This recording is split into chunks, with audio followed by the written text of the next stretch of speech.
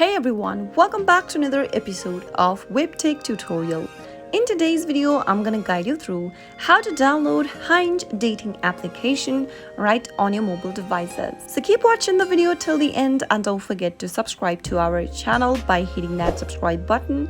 Press the notification bell icon so that you'll never miss another upcoming upload from us. To download the Hinge dating application right on your smartphone is easy. First, make sure that your device is connected to a stable internet and then open up your app store for an iOS device.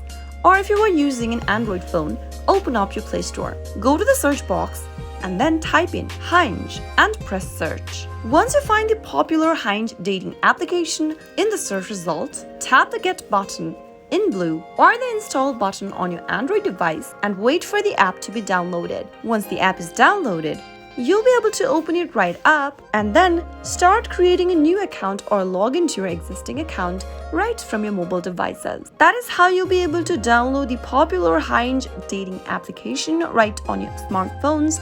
If you found the video to be helpful, go ahead and give us a thumbs up. I'll be back soon with more videos like this. Thank you for watching.